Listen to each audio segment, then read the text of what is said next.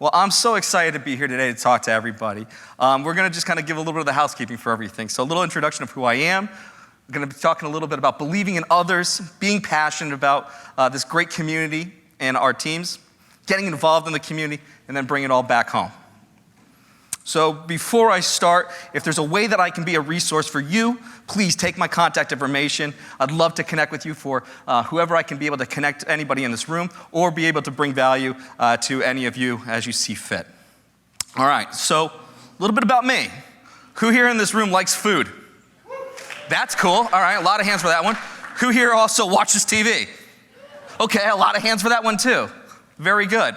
Because I was very fortunate and humbled to be on Fox TV's Masterchef. I was on season 8 of Masterchef. I beat out 34,000 individuals across this great nation to net out as the number 5 home cook in America.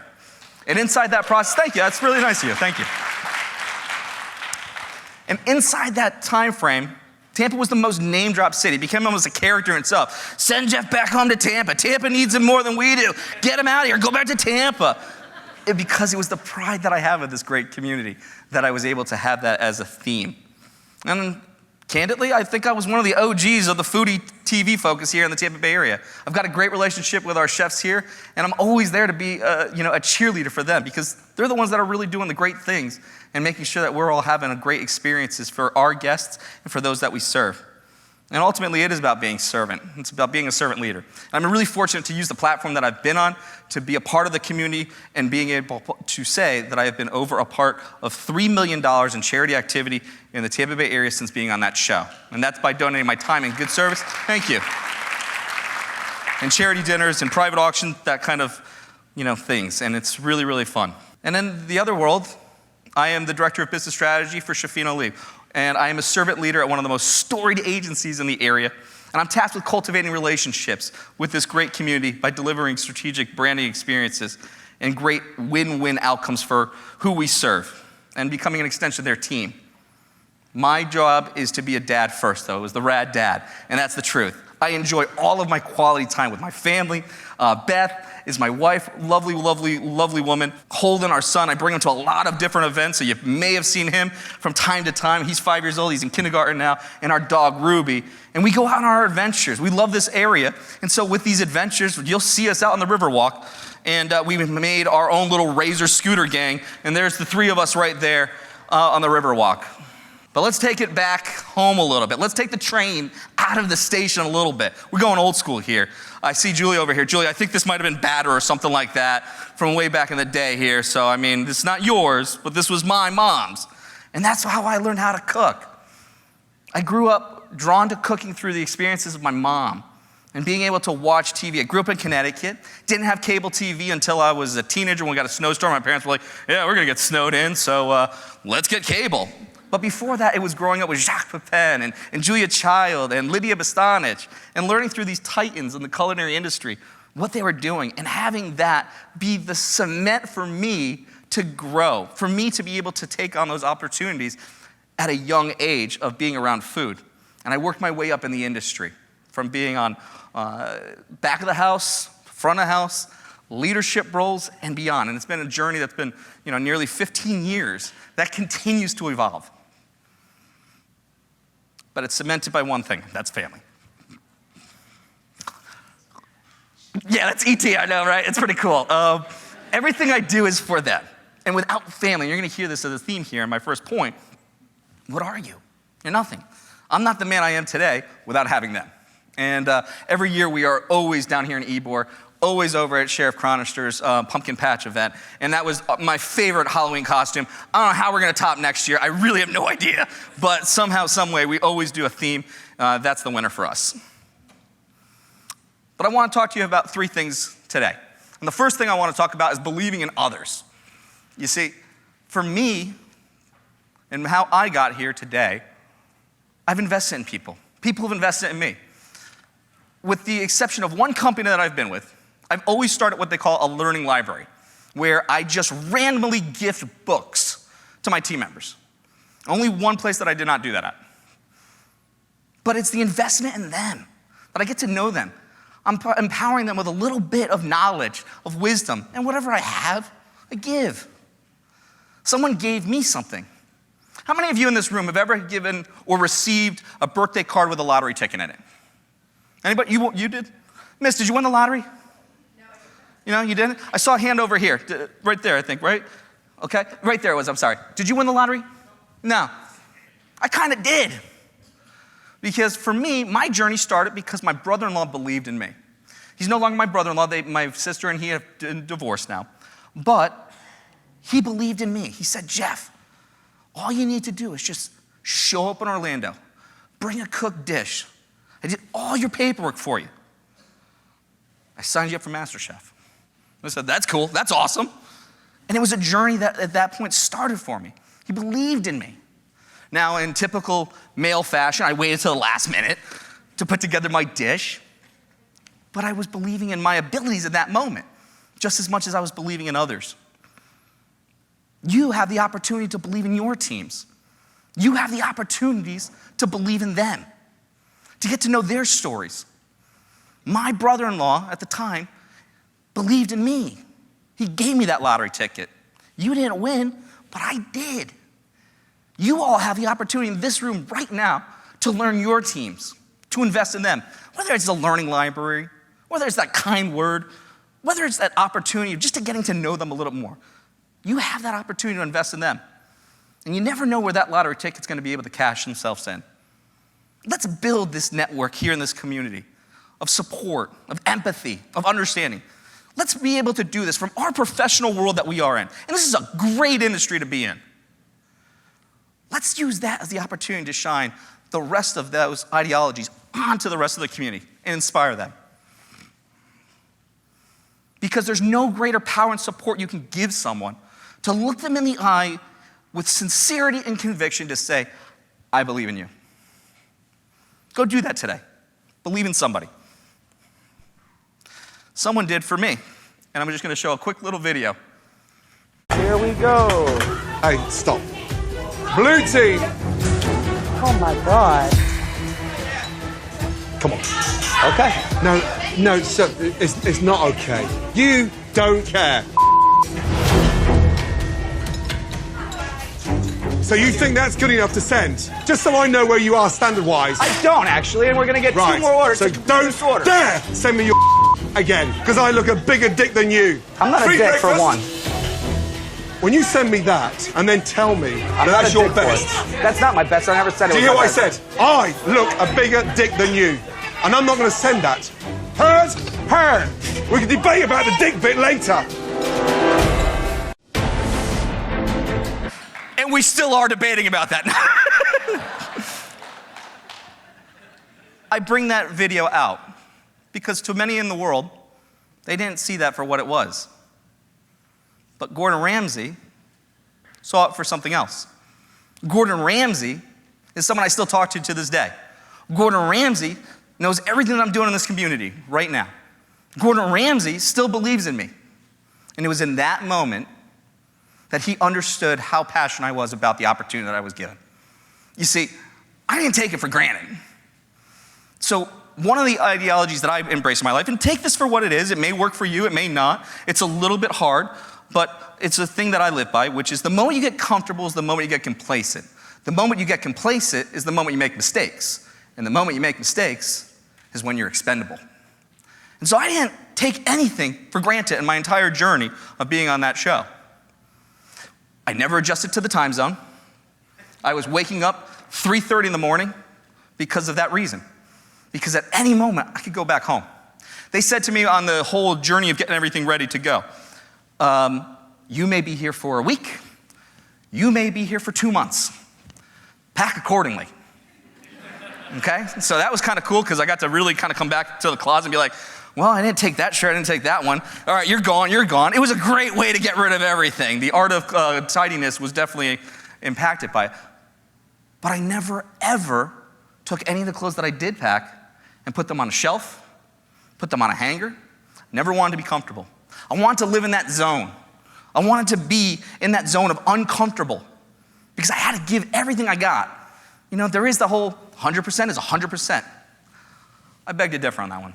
That's what separates people. That's what separates you as leaders in this room right now, for who you lead and for how you empower them. You give 110%. You gotta give that little bit more. You gotta find that zone. I wish Dave was still here, because for Gordon Ramsay, and in that moment right there when on that video screen, we were in the zone. You hear athletes talk about that with a big game that they were in, and the athlete might go, I just had a great game. I was just in the zone. You ever think about what that means, being in the zone? No, I don't either, because I didn't know it at that moment. But Gordon Ramsay is always in the zone. Gordon Ramsay inspired me to say, this is what a standard should be. The rest of the world saw that for what it was, and I got torn apart because of that. Industry peers, no, that's really how it should be. That's really what it is. He broke me down to build me up. He believed in me at that moment and knew that I was not taking this for granted. This was an opportunity that others would never be able to live in. I was the last person out of a kitchen with him every single time, asking him, what did you do there? How did you do that? What were you tasting for? How are things working? We created a relationship. When I left, I wrote him a handwritten note as a way of saying thank you. Thank you for being a mentor in my life and being a part of that. First time in all the years of Masterchef someone had ever done that. And I think that's why we still have a relationship to this day. Always give 110%. Because as long as you've got passion, faith, and love, willing to work hard, you can do anything in this world and have anything you want in this life. The third point I want to talk about is getting involved. You see, when I was on MasterChef, I knew that I was going to have a huge opportunity. I'm talking to you all right now, and I am just delighted to be in front of you all. I'm very humbled, and thank you. You get involved. I was given a huge platform, and my father taught me a thing in life, that is, when you give, you receive. And that's something that I wanted to make sure I could echo and be an ambassador of myself and my values. And so I started out really small and humble. When I was on MasterChef, I knew could do something cool with this opportunity, do something different and make everybody have a rising tide effect. So I have my friends, Greg and Michelle Baker, who at the time, they owned Fodder and Shine, because that was what it was before it went to the refinery when they moved back and everything. So you probably know Greg and Michelle from being in industry as well. And I said to them, I want to do something really cool with a watch party. Say no more, Jeff. We all in. Is that little bit of confidence to say, all right, let's do something kind of fun with this? So I was the only person that knew how far I was going to go on that show. I knew what 2.5 months of being away from my family. Holden was just born, 2.5 months old when I left. I knew what it was like to be with your colleagues 24/7 for 2.5 months. Whoa, that was a ride. But it was an experience that I'll always treasure. Greg and Michelle Baker allowed me the opportunity to keep that experience alive. See, as I knew where I was at with the position of the show, I was bound by a $1 million per episode clause that I could not leak anything. So if, say, for instance, I was going to, let you know, like, hey, I was number 5, or, I went home at this time. Yeah, I'm on the hook for that. But what I had done was I started a system. Wednesdays was the air date for MasterChef. The first phone call that I had Thursday morning was to a charity of choice. Now, I was very fortunate to have been a part of the community prior to being on MasterChef, and I had a great amount of friends in the philanthropic world. And I said to them, I want to align myself, my values, my personal values, to the missions of your organization. So the first call on Thursday morning, with 6 days of a turnaround, was my way of working around. I had a great attorney who read the laws and found the gray area for me to work in. So it was really special, because I just surprised these charities to say, I'm Jeff Philbin, I'm having a watch party, love for you to be here, I love what you do, and I want to have some fun with you. All I ask is one thing, just retweet, reshare, repost what I'm going to do, and whatever we raise for you, 100% goes right to you. That's how it started. That's how it started. And so we did that. And they aligned to my values for either being a young dad, for female empowerment, working with others in the food space, for food insecurity, financial ability to be risen up. So they fit into things that were core to who I was as a person. And I got to learn their missions a little bit. And I got to be able to have some opportunities to connect more of the dots as life allowed me those opportunities to grow. You see, then I got into the opportunities of being able to host things for these great organizations. I see Brooke here in the room here, and we've had some great times together for everything that we were doing for Metropolitan Ministries with hosting some great events that was able to highlight everybody. You see, this is where it's a shared experience because we all have a role in the successes of this community. If we believe in one another, if we believe in the missions for what is at the task at hand, we can accomplish some great things. And I know we're using the C word right now. And it's been tough. I sympathize. You know, you've got supply chain issues, you got labor shortages, you've got, just the financial costs and burdens right now of having to find labor and being to be dependable. I get it. It's really, really hard right now. So I sympathize so much because the show goes on, right? The show goes on. When I was with the Columbia restaurant in college, one of the greatest life lessons I ever received from the team there was that you may be serving your 100th dinner of the night, but that is our guest only dinner of the night. Think about that for a moment. You chase the experience, the sales will follow. It's evidenced. We're breaking records. We're being successful. People want to be here. We all have an obligation to make sure that we set that experience right. We have to be involved in this together. We all have to be our own ambassadors of this great community. And I've been fortunate to be able to do that philanthropically with some great organizations, Feeding Tampa Bay, National Pediatric Cancer Foundation.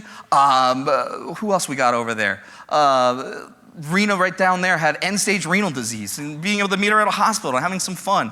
Wheelchairs for kids, whatever it may be that was part of my value system. And having the opportunities to also be an ambassador as we visually see it across this great area with Chad from How to Do Florida, or with Visit Tampa Bay to be able to have some fun with United Airlines and telling people Tampa's the place to come to.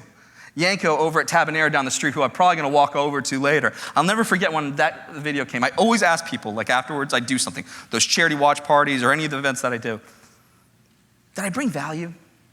Did I actually move the needle for you? And I'll never forget Yanko. Jeff, man, you have no idea, man. I have 8 business guys on a flight. I don't even do cigar rolling, but I do now. Because he saw the impact of being able to say, we are all in this together.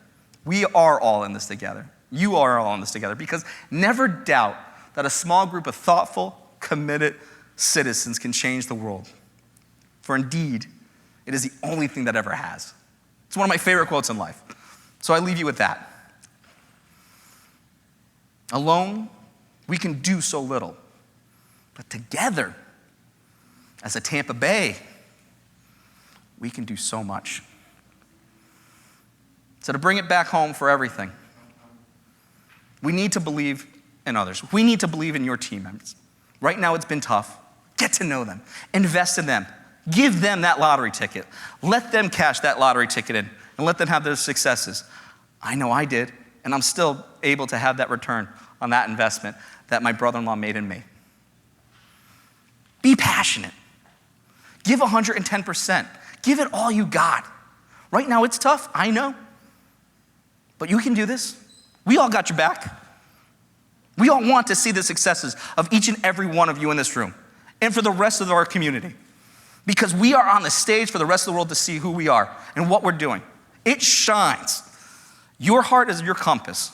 You need to follow with every beat of it, every ounce of it. And ultimately, we need to be involved. We need to have this rising tide effect because it's going to float all of your ships and then some. I thank you so very much for your time today. I'm so grateful for it. I want to be cognizant of all of your time with everything. Visit Tampa Bay. Thank you so very much for having me. It's been an honor to talk to you. Have a great one.